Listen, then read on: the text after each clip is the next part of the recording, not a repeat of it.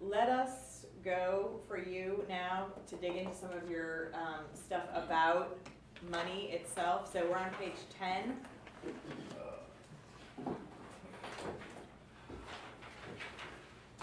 And this is your chance to think about what is your number? What is your number for the year? What is your number for your studio? What's your financial goal for the next year, for the next 3 years?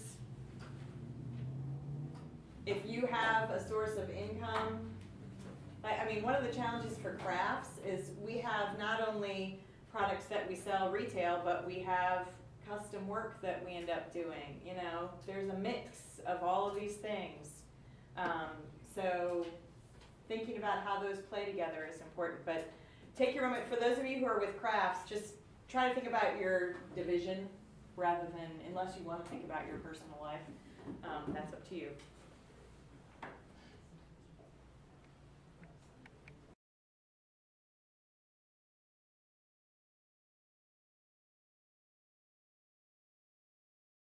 When you're ramping up and when you're trying to do something new, you got to figure out some really basic math.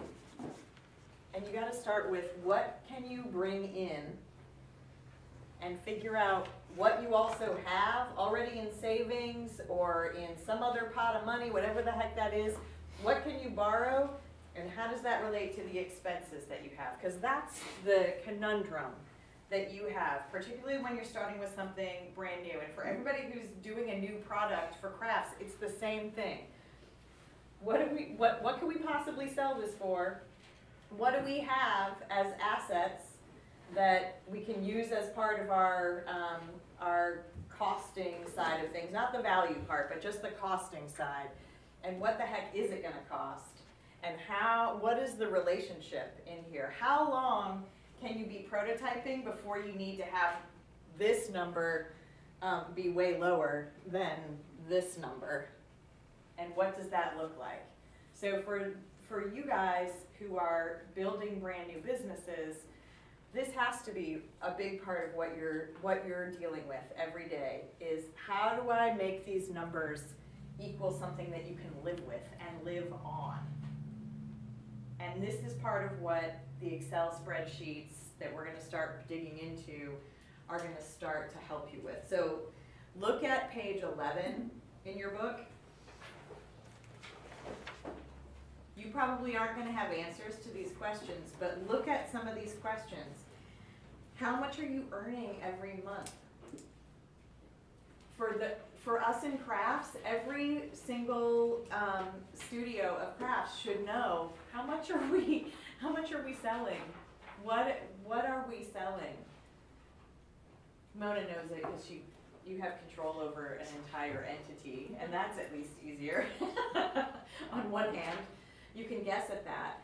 But this is really critical stuff to figure out, and if you don't know these numbers, this is the time when this is the one thing, and we'll talk about this in another class, but this is something that you can't give away to someone else to worry about right now. This is the most important stuff that you have to be on top of, is knowing what it costs for you to operate.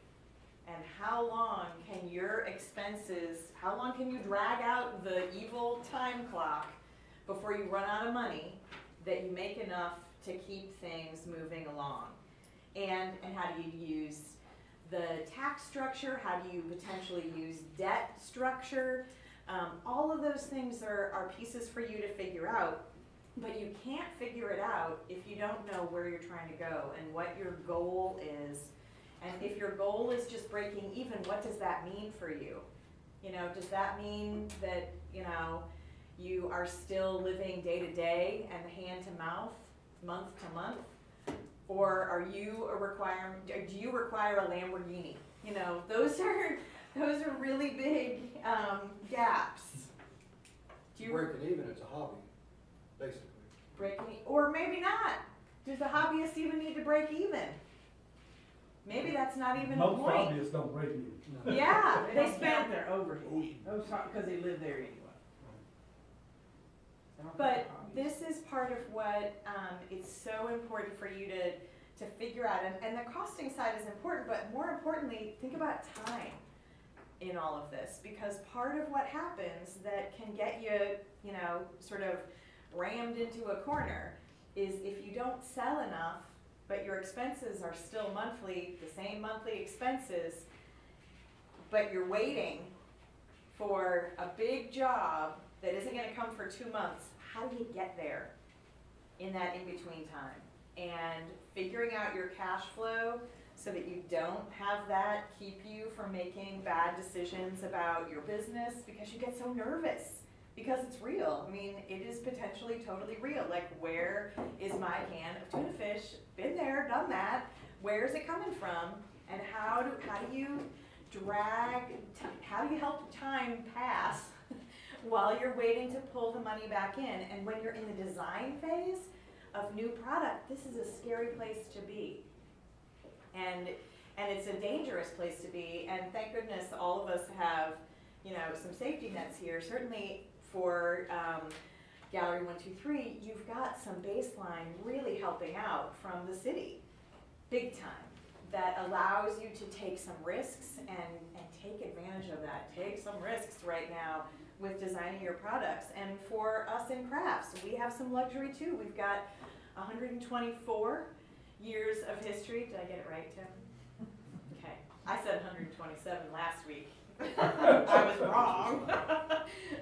124 years. Sounds better though. Somehow that 7 sounds closer to 130, you know? But, so we have, you know, nobody's gonna put us out of business.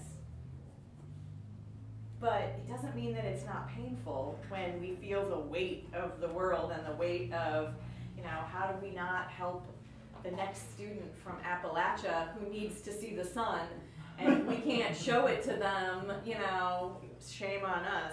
So this is an important little thing for you to be thinking about. So go to page 11 and start to dig through and just even start guessing at some of these numbers if you don't know what they are.